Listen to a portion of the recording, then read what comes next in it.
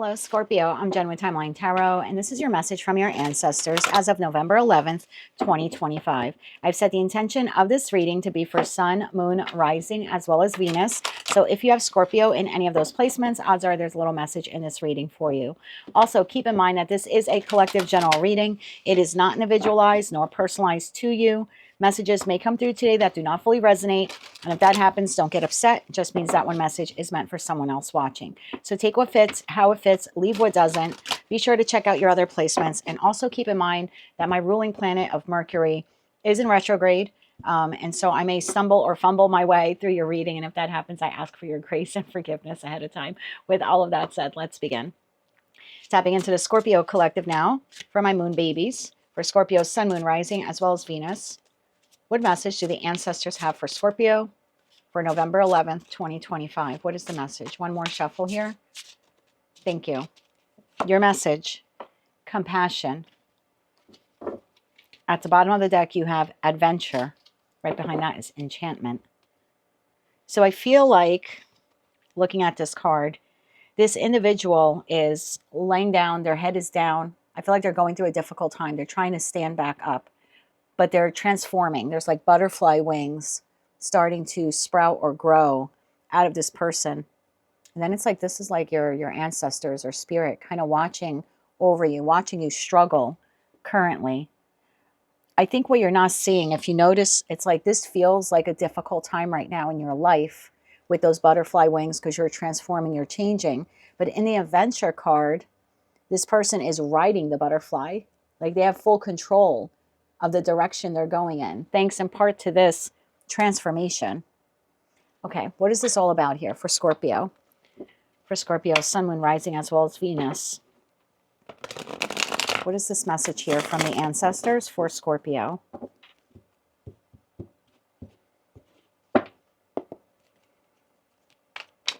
The transformation will be taking you on an adventure that maybe you can't quite see yet. You can't see where you're going, right? This person has their hands clasped. It's almost like they're begging for relief or praying for relief, but their head is down. They can't really see where they're going. Tell me about this here for Scorpio. Let's get one more shuffle. Thank you. First card out, King of Swords. That is followed by the Queen of Cups, the Two of Cups, and the Seven of Swords. At the bottom of the deck, you have Eight of Swords, the Moon, and the Three of Swords. I feel like you can't see yet where you're going. You can't see yet where you're going. Many of you are recovering or in the process of trying to recover from some type of Three of Sword moment. A disappointment, you were let down, you could feel betrayed, heartbroken. This could also signify separation from an individual. So I feel like you at this time, you can't see where you're going because of this heartache or this disappointment. You're blindfolded. You know that your life is changing in some way. It's almost like you're praying or asking for guidance or help or strength or something like that, or just tell me what this is all about, right? Why am I going through this? Tell me about this King of Swords energy here for Scorpio, Sun, Moon, Rising, as well as Venus. Why is the King of Swords energy here? One more shuffle. Thank you. King of Swords is clarified by the Devil, the Ten of Pentacles. Ooh, two cards came out here. Temperance and the High Priestess. Tell me about the Queen of Cups. Tell me about the Queen of Cups energy here. Tell me about the Queen of Cups here. One more shuffle. Thank you. Queen of Cups is clarified by Page of Cups, Ace of Pentacles, and the Five of Wands. Bottom of the deck, the Lovers, Nine of Swords, and the Four of Swords. I don't feel like the King of Swords is you here. I feel like the Queen of Cups is you. Now, you could be a King of Cups. I don't read body parts if you've ever seen my readings before. Whoever this King of Swords individual is to you, they don't have to be an air sign. They don't have to be a masculine. It doesn't even have to be a love partner. Although this seems to be leaning towards love, but doesn't have to be. Two of Cups, all shapes and sizes. I feel like you, maybe despite some reservations or some internal conflict here, you offered this other individual this Ace of Cups and Ace of Pentacles, because that's what the page is offering, an Ace of Cups. So I feel like there's someone here in your life and you offered them an opportunity. I feel like this individual is struggling. I feel like this individual is struggling because this individual has, I hate to say this, an abundance of toxicity within them. I do feel like they require a lot of healing. And I think that this toxicity is something that's very hidden within them. Meaning, I don't think everyone that they engage with on their, in their everyday life is aware of the toxicity that exists within this person. I think you're aware of it. And although you were or are aware of it and you're internally conflicted, you still decided to engage. You still, maybe for some of you, decided to bestow some compassion on this individual. I feel like the connection with this person, and you haven't been able to see it, is like taking you on this adventure, meaning this journey. Through the journey with this individual, I feel like you're ending up somewhere you didn't expect to end up. This person has a lot of healing to do. Now, for some of you, this person is addicted to financial resources with that 10 of Pentacles. So let's say that you are an employer. You interview this individual, something doesn't sit right, or something in their resume didn't, kind of was a bit of a red flag, or maybe you called a reference or two and something just didn't match. And although you were internally conflicted, you saw something inherently good in this individual, and so you offer them this job opportunity. I feel like this person comes to work every day, and to their outside world, they look like they have it together, they have this job, they work for Scorpio. But because you are intimate with them, and I don't mean in a sexual way, you work with them every day, you share an office space, or maybe you have lunch every day, you're able to see things within them that maybe aren't quite right to you. And there's times you question yourself, I don't know if John, no offense if your name is John, but I don't know if John's going to work out here. But every day, despite some reservations, you continue to employ John, even though you see these things that are some red flags. And it could be that John is underqualified for the position. And he knows that. The rest of the world doesn't know that. You kind of suspect that, but, he's got a great education. And you're like, well, he did go to school. I did check that out. But the experience is shoddy. And it looks like John, again, just using that name as a reference, just took the job for the money. He's addicted to the title, right? There's a toxic codependency. Maybe you made him, I don't know, sales manager or something. And to John, that's a big thing, right? He's addicted to perception, how the world sees him. He's not just John. He's John who's the sales manager of Scorpio's company. Or he's John who makes $120,000 a year working for Scorpio's company. But you see it differently. John doesn't believe that he's actually capable of doing the job that you have offered him. He doesn't even think he's worth it. But he takes it anyway because the title looks good or makes him feel good about himself. So he's codependent on public perception of him. I feel like throughout this partnership, whether it's professional, platonic, or romantic, and look, this could be someone that you were involved with or you're currently involved with. But through this connection here, I feel like you have learned a lot or you are learning a lot. Because I don't know, it's a collective general reading. I don't know for some of you this person's still in your life or not. But the interaction with them, because you bestowed this compassion, this offer, this opportunity to them, it took you on a bit of a trip, took you on a bit of an adventure. Tell me about the Two of Cups. One more shuffle here. Thank you. The Two of Cups is clarified by the Fool, the Ace of Cups, and the Four of Pentacles. Bottom of the deck, Eight of Cups, the Emperor, and the Nine of Swords. So we're going to keep going with the work example that I gave you. So through this partnership, again, this work partnership, you take a chance, you offer him the Ace of Pentacles, he accepts the Ace of Pentacles, and things are okay. They're somewhat stable or structured in that Four of Pentacles, but John's really not growing into the position, right? He's like barely getting by. It's becoming more and more clear to you that he only engaged with this job or accepted this job offer because it served him in some way. It made him feel better about himself or it made him look good to his world, to the people around him. But he's not growing in the position. And you need a sales manager who's going to grow and expand the territory and increase sales and revenue for himself, for his department, the associates, your other employees, your client base, and more importantly, yourself, right? Because you're the boss here.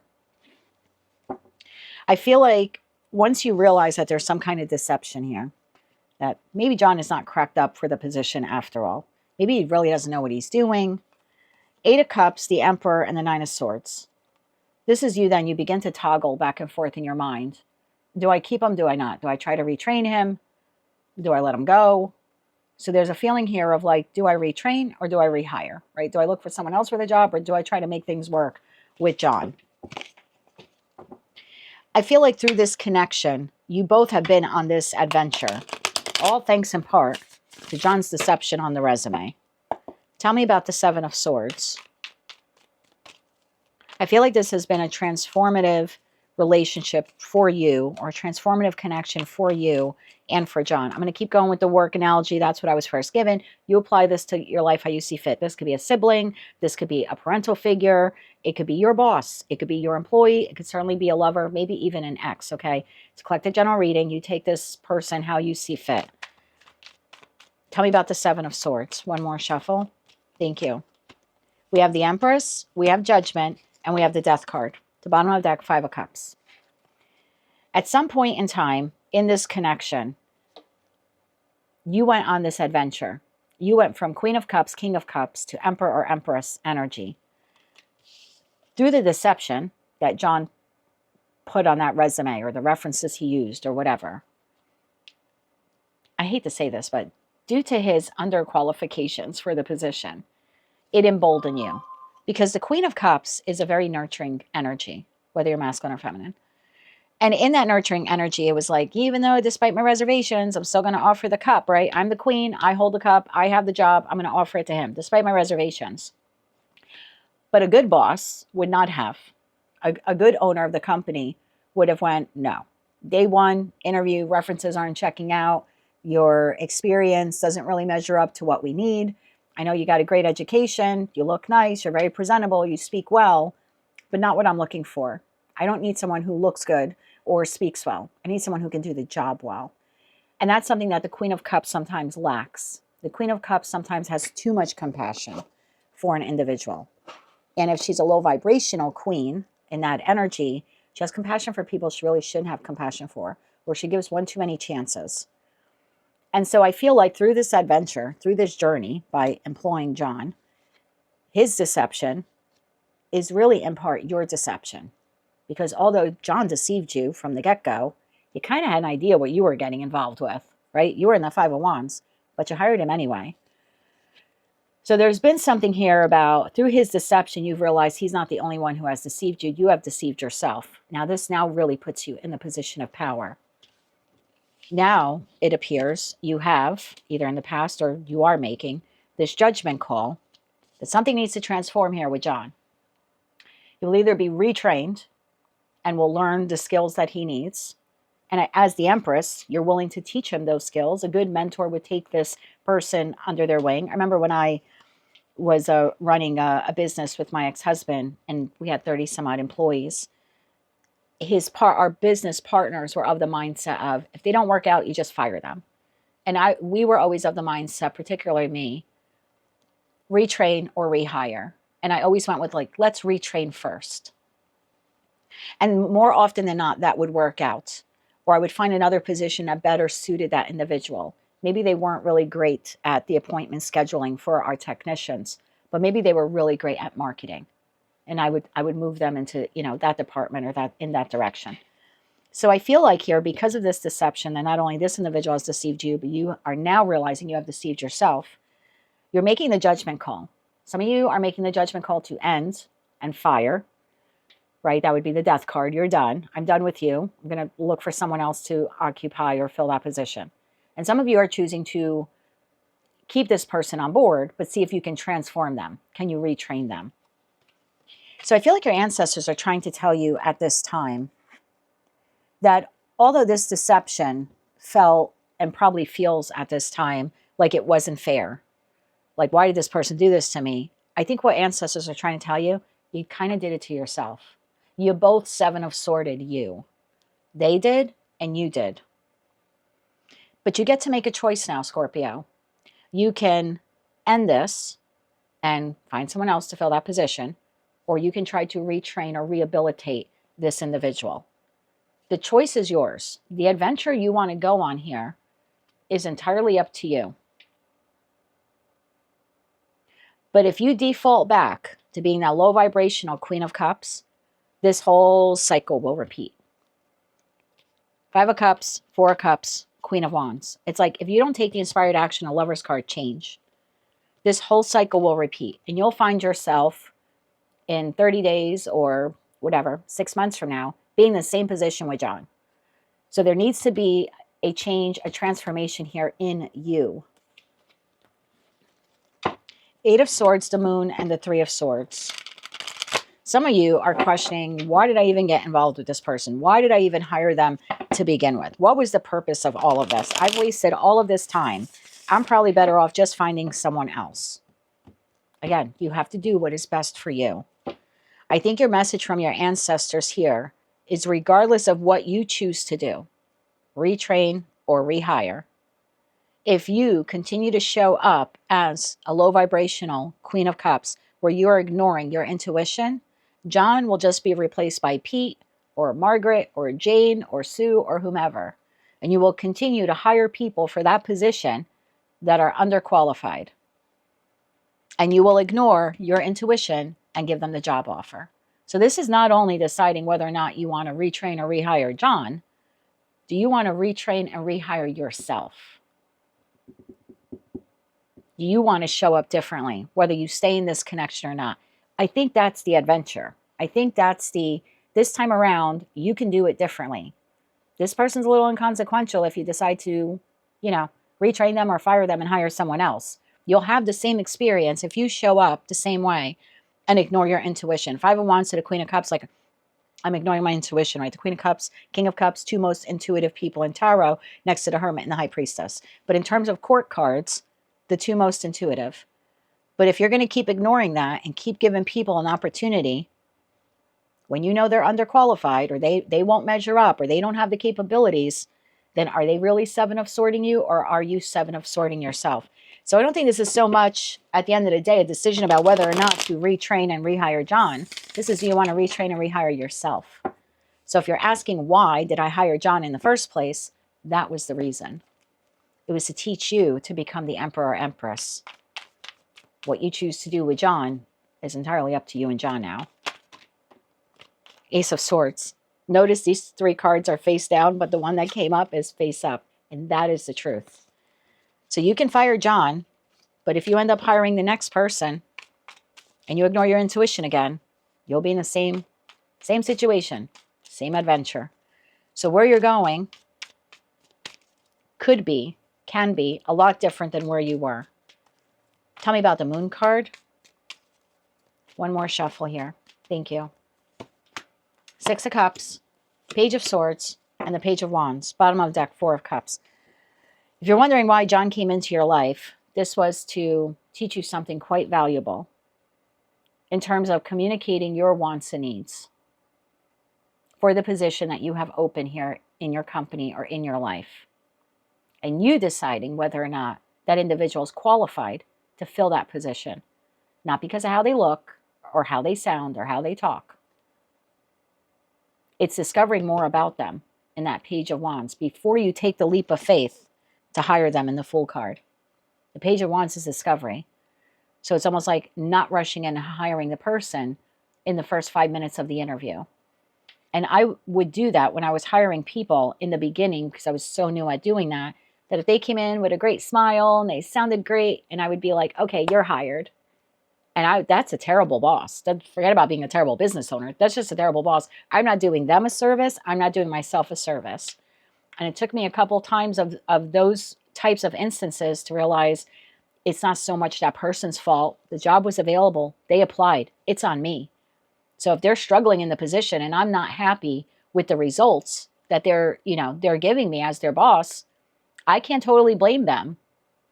I hired them, knowing the red flags, knowing they didn't have the experience. There are some positions in life that you can't do on-the-job training for. This appears to have been one of them. So before you hire the next person, before you enter the next friendship, before you fall in love again, discover more. If you want to give John another try at his position and try to retrain him, you're going to have to discover more about John's strengths and weaknesses as well as your own. And you can't guarantee him the job either. Because before we take that plunge and offer the job, we need to discover more about the person. And so what I learned as being an employer was I need sometimes 2 or 3 interviews with the individual. And I need to be able to interview a lot of people and then choose the best one for the job. I can have compassion for people who need a job, but also have a responsibility to myself and the rest of the company and the other employees and the clients to make sure I'm at the very least hiring someone who, even if they're not 100% perfect for the job, they're willing to grow. And I think that's where you're at right now.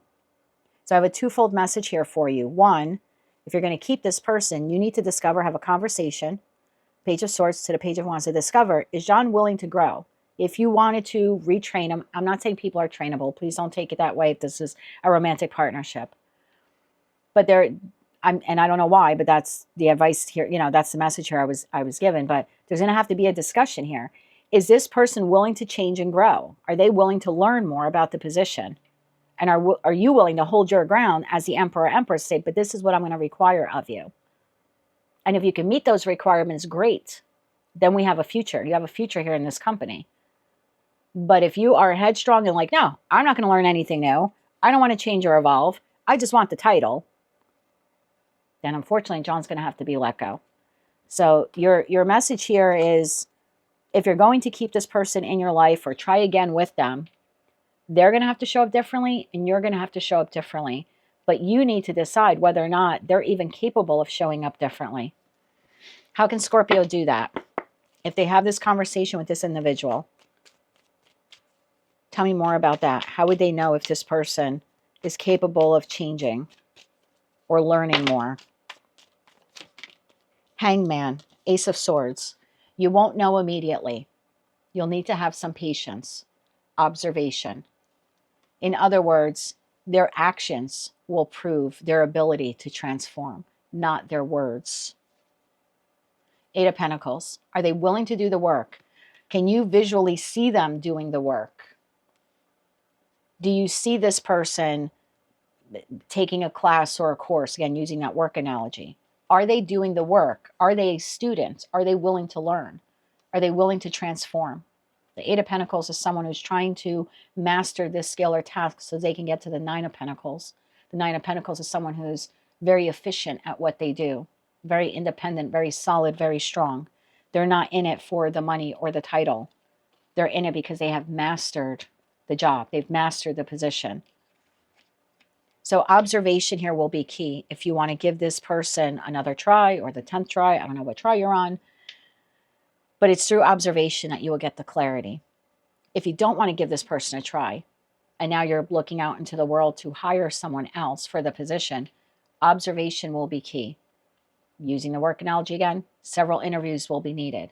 If you decide to hire them, there needs to be some kind of grace period here, like 30 days, 60 days, 90 days evaluation. And we would do that often with the employees as well. And it's like all the benefits kick in at the 90-day mark. Until then, we're observing whether or not you can do the job. And if you can't do the job, are you willing to work at learning how to do the job better? So observation will be key here. Knight of Cups, 10 of Swords, and the King of Wands. If you continue to make the offer without them changing or you changing, it's like the same thing repeats. You make the offer, it ends up being a disaster. 10 of Swords. So it's quite an adventure that you've been on and that this person has been on. And even if they're no longer in your life, how will you engage with the next person who goes to fill that position? Can we get 3 cards of advice here for Scorpio? 3 cards of advice. One more shuffle. Thank you. The World. Have you learned the lesson? Whether they stay or go, have you learned the lesson through this adventure that you went on with this individual or individuals who deceived you in some way, and you went along with the deception despite your reservations and intuition? Did you learn the lesson so you would never do that again with this person or someone else? Knight of Pentacles. The Tower.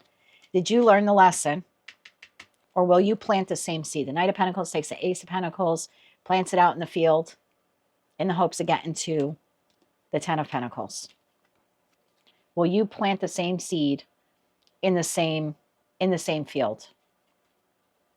Or will you do it differently this time? Knight of Swords, Ten of Wands, Seven of Wands. How do you move forward? Do you move forward to change, Scorpio, repeating the same adventure, repeating the same lessons? Or will you do things differently this time with this person or someone else? It's really what your ancestors want you to ponder and to think about. So your message is very different than the other messages. The other messages for most of the other signs was about radical changes in their life and new beginnings. And yours is kind of along the same theme, but yours seems to be more about a cycle of you ignoring your intuition because you have compassion for someone, continually giving them the benefit of the doubt, and then blaming them when everything goes awry. And I think what your ancestors are trying to tell you is they didn't just Seven of Sword you, that one person or those 10 people. You did it by betraying your instincts. And your instinct is your intuition. You are one of the most intuitive signs in tarot. And if you're ignoring your intuition, that's not so much the other person's problem or fault. It's yours. And I think that's what that connection or this connection with this person, I think that's the adventure and the journey. And it's been a painful transformation for you and for them. But this is more about you. You get to do things differently now if you choose to. Remember, I was saying, like, you're growing through this and it's kind of painful. And it's like, I don't know why I have to go through this. This is why. Can we get 3 cards for that person? Whether that's the past person, the current person, or the future person that you hire for the job. Let's get 3 cards on that person there. One more shuffle. Thank you. The Magician, the Four of Wands, and a Six of Pentacles. At the bottom of the deck, 3 of Cups, 7 of Cups, and the King of Pentacles.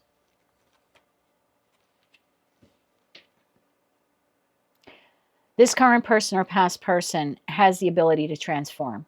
They have the ability to learn this position. Again, going back to the work analogy. But they're going to have to do the work. But can they become structured and stable? Can they actually give to this job, not because of the title or the pay that it gives them, but because they love it, because it makes them happy, because it's what they truly want for themselves? Yes, they have the ability. If you don't want the current person or past person, do you have the ability to hire someone who wants better for themselves, who's willing to learn and grow, who wants a stable and structured job and is willing to show up in their best form? Yes. So both of your answers here are yes. 3 of Cups, 7 of Cups, King of Pentacles, Page of Pentacles. Provided you learn the lesson and they learn the lesson, more importantly you, then yes, this can be completely different. So the next person you hire, you can have a completely different adventure with them, provided you show up as an emperor or empress. And this person, if you're going to keep them or take them back or whatever's going on with them, yes, they have the ability to transform. But they also need to have the desire to do it. And you need to determine whether or not that is possible.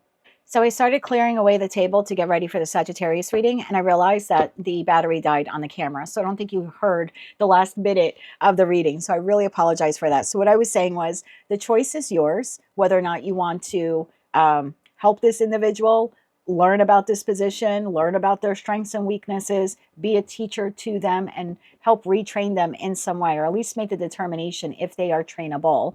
And if your conclusion or decision is that they can't be, then you still need to take those lessons when you move forward to fill that position in the future. Otherwise, you'll just be repeating a cycle, ignoring your intuition and hiring someone else, meaning different, same lesson, different meat suit, same lesson, different person. So the choice will be yours, not only in terms of possibly transforming the connection with this individual, you'll need to transform the connection you have with yourself and with your intuition. That was your message. That is what I have for you, Scorpio. It's weird how that cut off at the end. So maybe this is a little bit of a cliffhanger for you to think about, not so much about what you'll do with this other person, but do you even want to do this with this person? And if not, how will you show up in the future? Because there's a cycle here that you're about to repeat, either with them or with someone else. And I think that's why the video cut off when it did at that point, because it's like, it's a little bit of a cliffhanger. I don't know how old some of you are, but if you remember, like, this is like I Shot JR, right, in Dallas. I'm in my 50s. I'm 51, but soap operas of the time, whether they were during the day or the evening, left you with a cliffhanger, a season cliffhanger, hoping that you would return. And a lot of shows on TV do that today, but that was very prominent in the 80s. And so that's the feeling that I get here. It's like, this is a bit of a cliffhanger. When this story resumes, and it will for you, will you repeat the same adventure, or will you show up differently? Because if you show up differently, that enables that other individual to learn and grow and show up differently as well. But it all starts with you. That is what I have for you, Scorpio. That is your message from your ancestors as of November 11th, 2025. If you like those messages, they resonated with you, you want to claim all or part of them, please be sure to click like, share, and subscribe. Hype the video if you can. And until I read for you again, my moon babies, I'm wishing you light, love, and peace.